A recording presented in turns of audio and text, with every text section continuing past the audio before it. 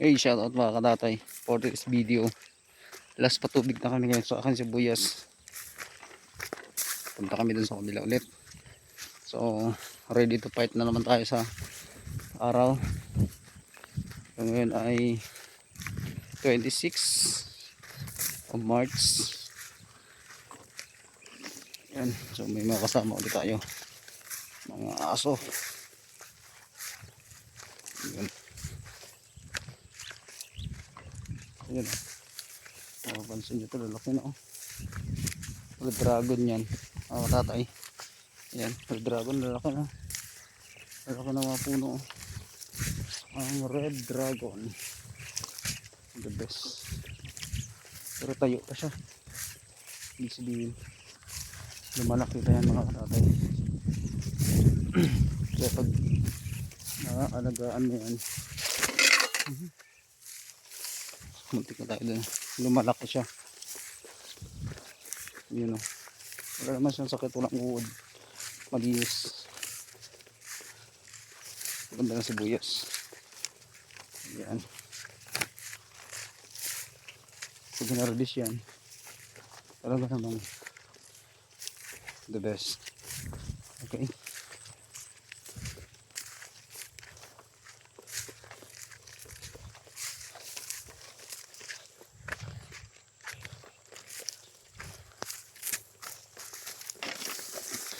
so ayun mga karatay, itawid muna kami sa ilog. Itong kabilang sibuyas na to, ano to, ang ganda din, lapit na, bilog na. So wait lang mga katatay ha.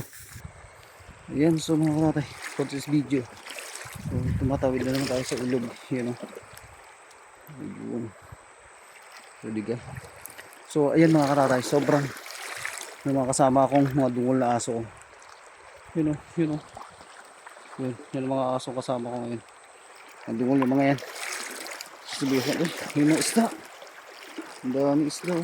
Yun, pinalangoy na sa mga agat o. Idipit tayo.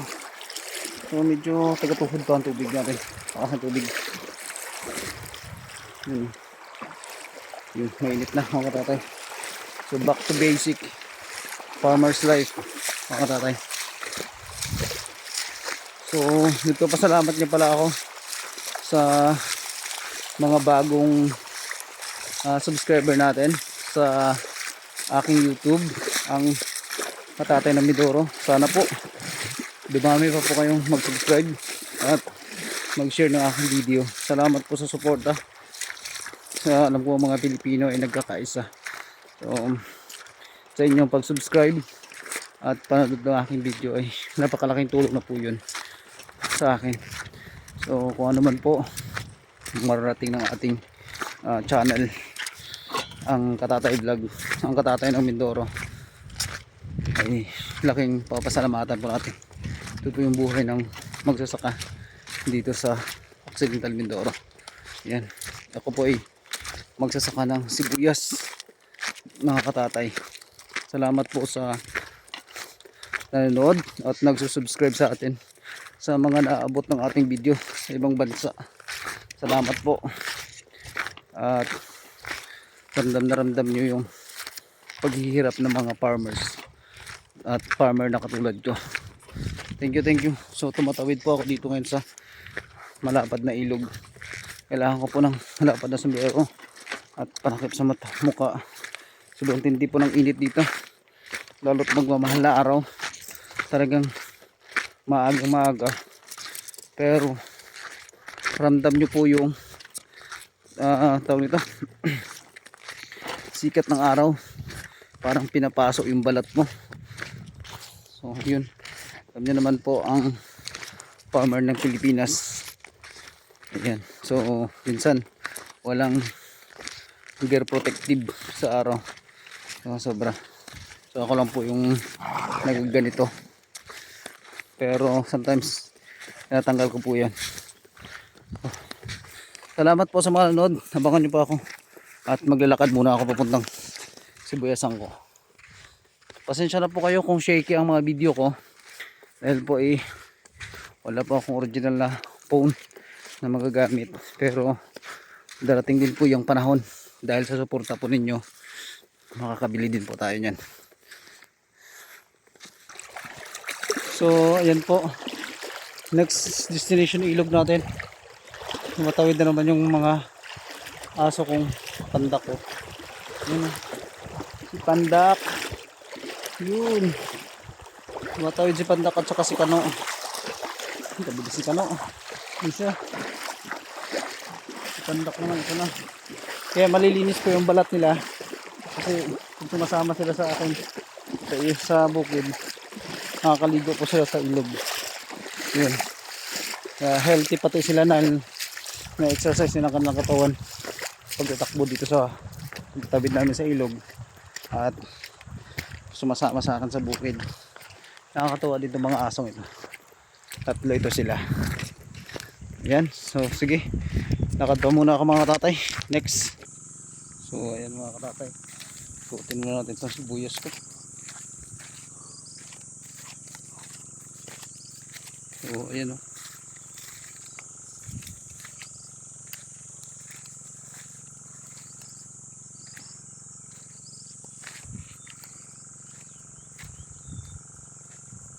nakaraan.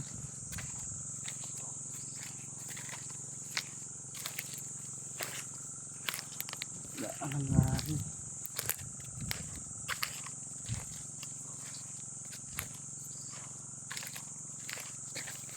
Pero ayan, ang katatay.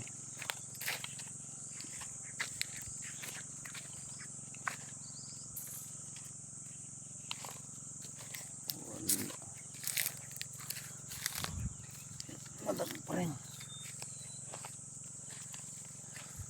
Isa madami na to.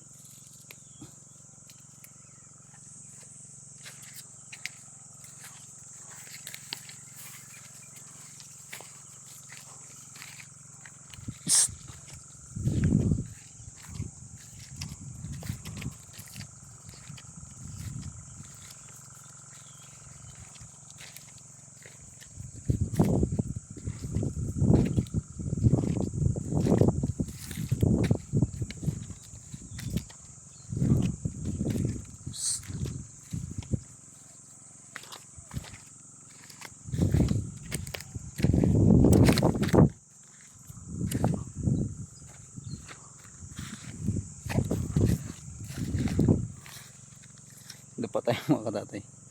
So ayan, so patutubigan talaga ito ngayon. Kaya ng patubig,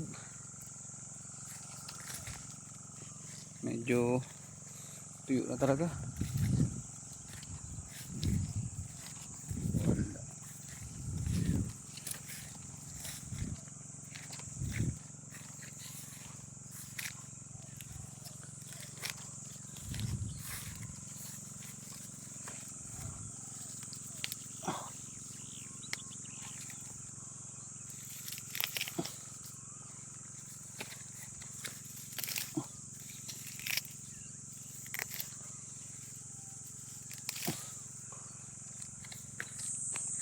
So ayan,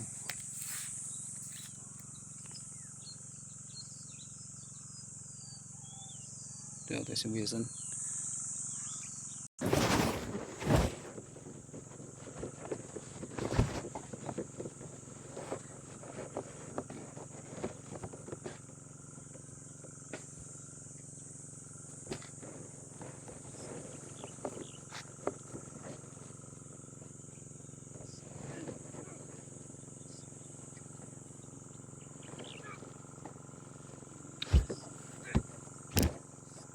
Tabi-tabi.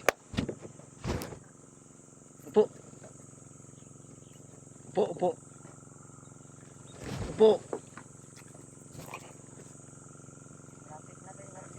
Kaya nga po.